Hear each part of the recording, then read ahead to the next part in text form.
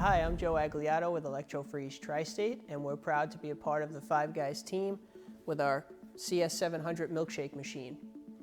We're going to go through a couple different steps in this video series here today, from draining the product, flushing the machine, disassembling the machine, preventative maintenance type things to look out for, reassembling the machine, sanitizing it, and starting it up with mix.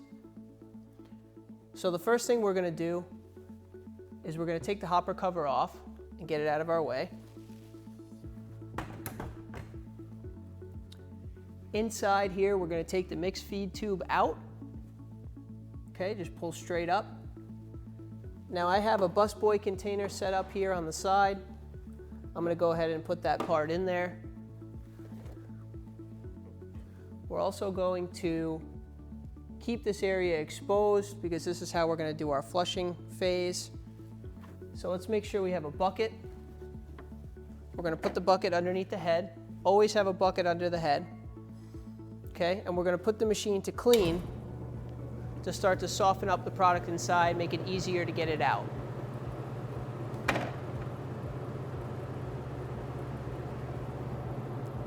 Once we have the machine running on clean for a couple minutes, we're going to dispense the product into our bucket.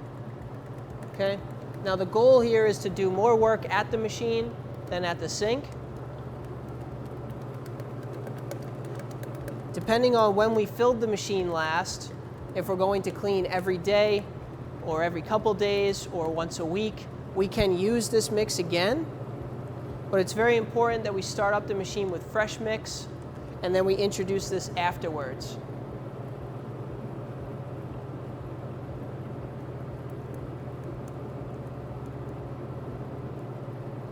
Okay. Now we can shut the machine off.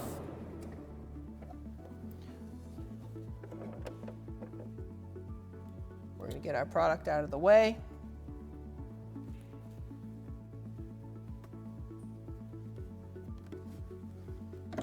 Okay. Again, we have our bucket. Now we're going to go ahead and start flushing the machine. Okay, so very simple. We're going to have our bucket of water here. It could be any type of bucket that you'd like.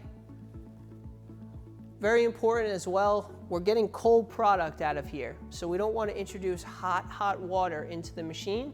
We want to start with cool water. We could progressively get warmer as we go. So we have our bucket here. We're going to go ahead and we're going to pour this in.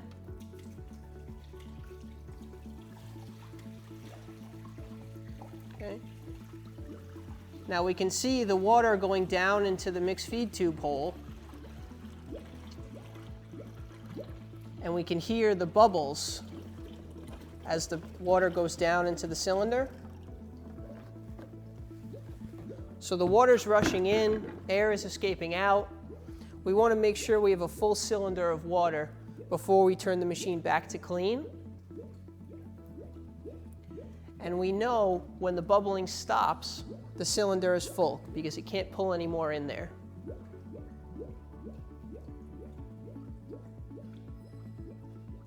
Once the bubbling stops, the cylinder's full. We can turn the machine to clean, let it run on clean a couple minutes, help to soften up whatever is still in there, and then we're going to repeat the process again until we see clear water coming out of the head.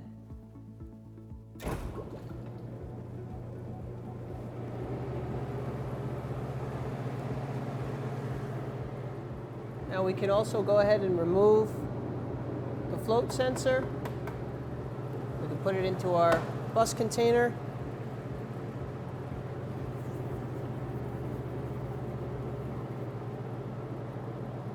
We're going to shut the machine off.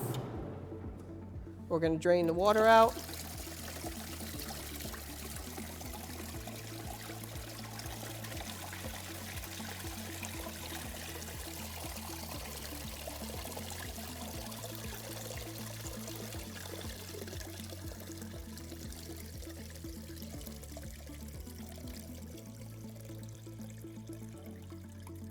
Okay, right about there. And we do the same thing. We take our bucket to the sink.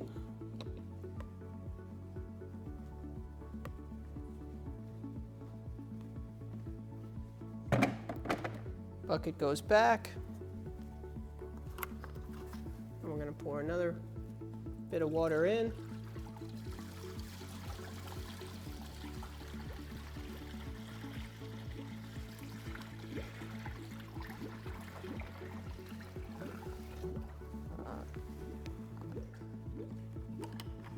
Again, we're going to wait for the bubbling to stop so we know the cylinder is full.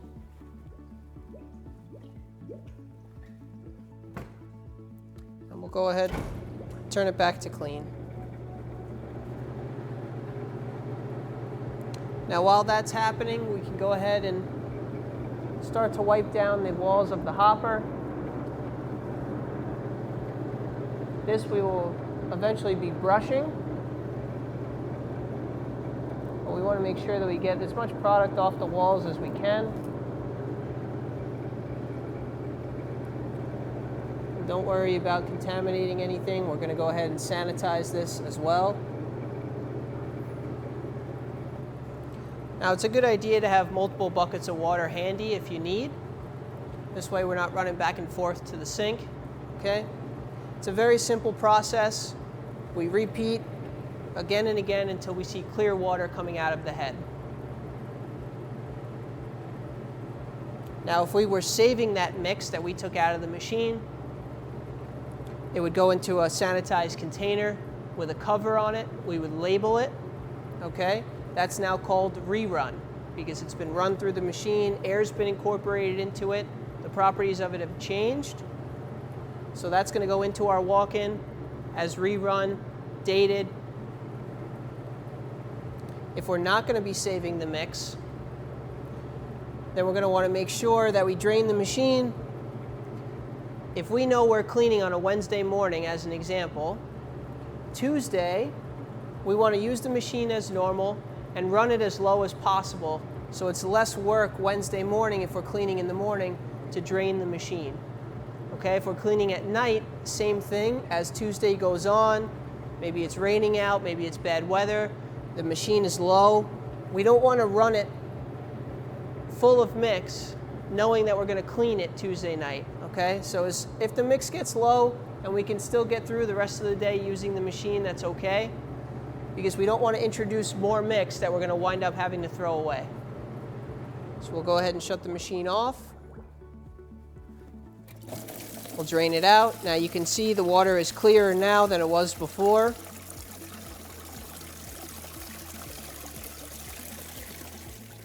Our hopper looks much more clean than it did. We still have a little bit of remnants left over. Now this white film that you see and we'll see during our cleaning, that's called milkstone. That's what's left over from the dairy product. So it's very important we use the correct sanitizer to help wipe away that milkstone. So we're going to go ahead and drain this out. We'll do one more rinse of warmer water this time, and then we're going to finish with a sanitizing rinse, and I'll explain a little bit more about that. Okay, so we're going to do our final water rinse here before we introduce the sanitizer. Now again, if you remember, we want to do more work at the machine than at the sink. So this will be our last rinse. Going with warmer water this time to help break down any fat that's still left in there. Okay. We're going to have our bucket. Now while that's draining in, we're going to mix up some sanitizer. So let's go over how to make the sanitizer and the proper way to do that. We'll use this bucket here. All right, so we're going to go ahead and finish our flushing phase and then introduce our sanitizer. Now while this was in the machine doing its thing, I made up some sanitizer. Okay. Now there's a bunch of different brands out there. I have here Sterashine. Okay, very important because it has a milkstone remover component to it. It's a chlorine-based sanitizer, food grade, okay, odorless, tasteless. Very important that it has that milkstone remover. That's that leftover film that we were talking about before, okay? So we'll go ahead and shut this off. We'll drain out our last flush. We can see it's much more clear now, okay?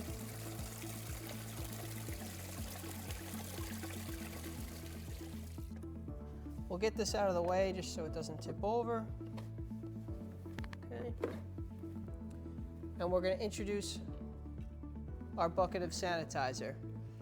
Now you'll also notice on whatever sanitizer you're using, there's a ratio they recommend you follow. In order to have the proper ratio of sanitizer to water, okay, a lot of the sanitizers will come with test strips. So very important that you're within that boundary for your local health department.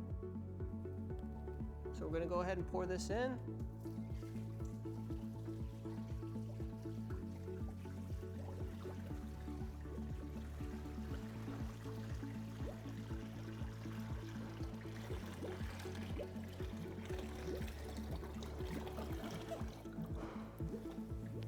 Okay.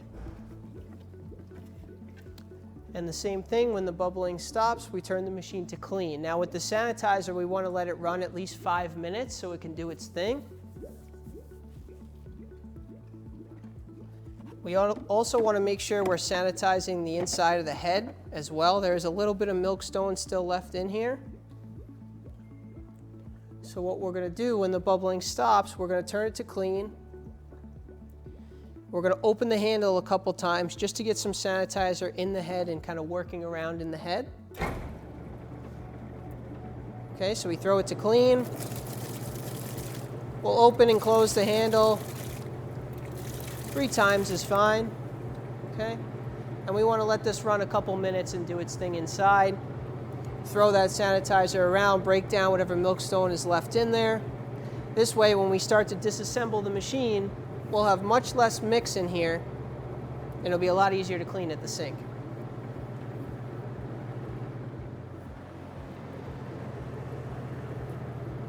Okay, now while we have the sanitizer up there, let's use it to our advantage. We're going to take our brush, okay, and we're just going to work on scrubbing the walls of the hopper.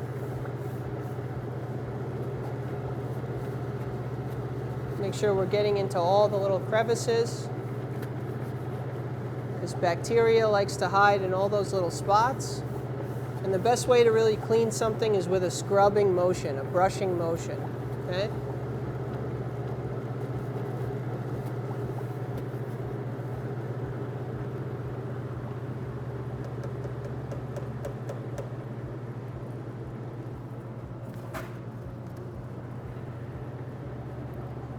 All right, we've left the product in there for a couple minutes. We're going to go ahead and drain it out. So we'll turn the machine off, and we'll drain the sanitizer out.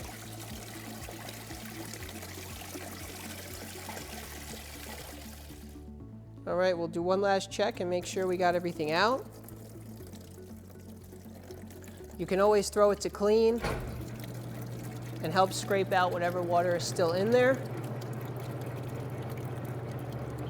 But we don't want to run it on clean with an empty barrel, because then we're wearing down our blades.